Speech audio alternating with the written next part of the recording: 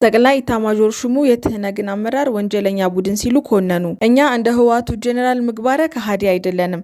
እኒህንና ሌሎች ዜናዎችን ይዘንላችሁ ቀርበናል።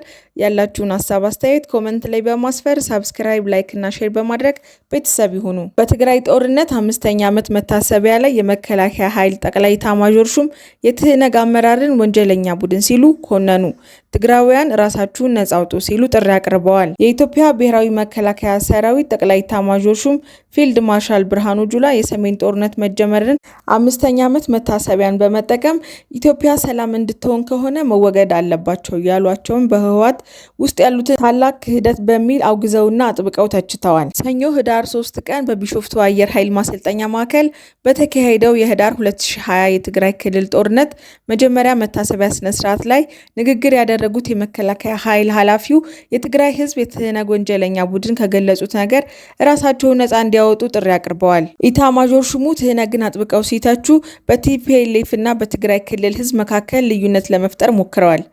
ስለዚህ ክህደትና አስጸያፊ ታሪክ ስንናገር ስለ ትህነግ ነው የምንናገረው እንጂ የትግራይ ህዝብን አይደለም ብለዋል። ምንም እንኳን ጠንካራ አገላለጾችን ቢጠቀሙም ብርሃኑ ፌዴራል ሰራዊቱ ጦርነትን እንደማይፈልግ ነገር ግን ከተገፋፋ እርምጃ እንደሚወስድ አጥብቀው ተናግረዋል።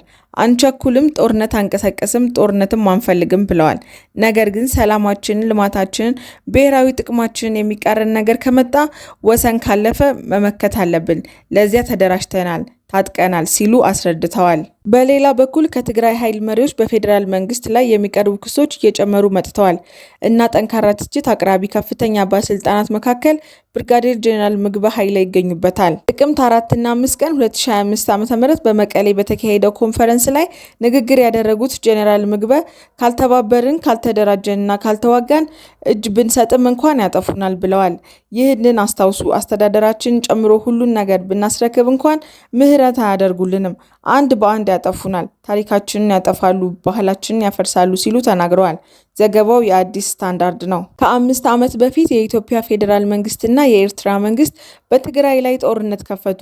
ከ3 ዓመት በፊት ደግሞ የኢትዮጵያ መንግስትና የትግራይ ህዝብ ነጻነት ግንባር ቲፒኤልኤፍ የጦርነት ማቆምን አወጁ።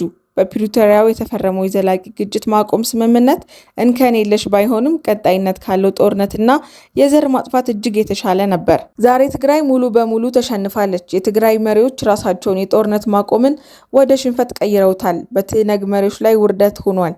በክህደት፣ በገንዘብ ወዳድነት፣ በራስ ወዳድነትና በአጭር እይታ አፍረዋል። እንደ ኢሮፓያን አቆጣጠር በ2020 ትህነግ ትግራይን ወደ ጦርነት መራ።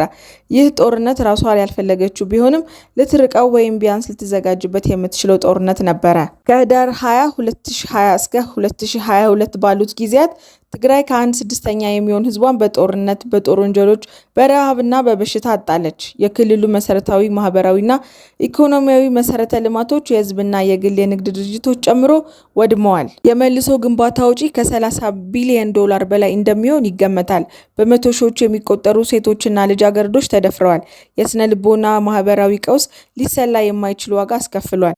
የሟቾች ቁጥር ትግራይ ትውልድን ያጣች መሆኑን ያመለክታል። በ8 ወራት የወረራ ጊዜ ውስጥ የትግራይ ህዝብ ተቃውሞ በማደራጀት ቀውስ አምጥቷል። ትህነግ ህዝቡን ተከትሎ መጥቷል። የሐምሌ 2021 ድል የህዝብ ድል ነበረ። ትህነግ ራሱን የማደስና የትግራይን ህዝብ አመራር እውቅና የመስጠት እድል ነበረው ሲል አዲስ ስታንዳርድ ዘግቧል። እየተከታተላችሁን ስለሆነ ከልብ እያመሰገንን ያላችሁን ሀሳብ አስተያየት ኮመንት ላይ በማስፈር ሰብስክራይብ፣ ላይክ እና ሼር በማድረግ ቤተሰብ ይሁኑ። እኛ እንደ ህወሓቱ ጄኔራል ምግበ ከሃዲ አይደለንም። ምግበ እኛም በክህደት ሊከስ አይችልም። ፊልድ ማርሻል ብርሃኑ ጁላ ጆሮ ያለው ይስማ ብለዋል። ፊልድ ማርሻሉ ሲናገሩ ጠላት ጆሮ ሰጥቶ ይሰማል፣ ካድሬዎቹ ደግሞ ረጅም ምላሳቸውን ያወናጭፋሉ። በተለይ የህወሓት ሰዎች ፊልድ ማርሻሉን ጠንቅቀው ያውቋቸዋል። የማያውቋቸው የህወሓት ስልባሮች ናቸው። ከሞቃዲሾ እስከ ባድመ፣ ከባድመ እስከ ዳርፉር፣ ከዳርፉር እስከ ኑባ ማውንቴኖች፣ ከኑባ ተራሮች እስከ ቆላንተቤ የፊልድ ማርሻሉን ክንድ ያልቀመሰ ማን ነው? ሰውየውን እንኳን የሀገር ውስጥ ተላላኪ የሱዳንና የሶማሊያ አማጽያን ጠንቅቀው ያውቋቸዋል። ለዚህ ነው ፊልድ ማርሻሉ አንድ ነገር ሲናገሩ የአፍሪካ ወታደራዊ ሚሊታሪ አናላይሲስ የተባለ ረጅም ትንታኔውን ሲጽፍ የሚውለው።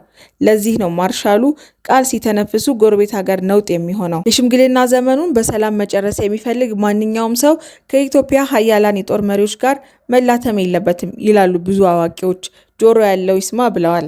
ሩሲያ በሞስኮ አምባሳደሯ በኩል ለኢትዮጵያ በሰጠችው ማብራሪያ በዘርፉ ታማኝ ተቢዎች እየቀረበ ባለው የይገባኛል ጥያቄ መካከል ኢትዮጵያ ለባህር በር ለማግኘት በምታደርገው አከራካሪ ጥረት ወገን አለመያዛቸውን አስታወቀች። አምባሳደሩ ለኢትዮጵያ ዜና አገልግሎት በሰጡት ቃለ ምልልስ ላይ አጽንኦት ሰጥተው እንዳብራሩት ኢትዮጵያ የባህር በር የማግኘት ፍላጎቷን በተሳተፉት አካላት መካከል በዓለም አቀፍ ሕግ በጋራ ስምምነቶችና በውይይት ላይ ተመስርቶ መፈታት አለበት። የኢትዮጵያ መሪዎችና ጄኔራሎች የባህር በር የሚፈልጉበትን ለንግድ ብቻ ሳይሆን የባህር ኃይል ለመገንባት የሚያስችል ሙሉ ሉዓላዊ ባህር መዳረሻ እንደሆነ በግልጽ አስታውቀዋል። ይህንንም አምባሳደሩና በርካታ ዲፕሎማቶች ዓለም አቀፍ ሕግ ጥሰት አድርገው ይመለከቱታል። ኢትዮጵያ ከኤርትራ ጋር በሰላም ለመኖር መሄድ የሚገባትን ርቀት በላይ ሄዳለች።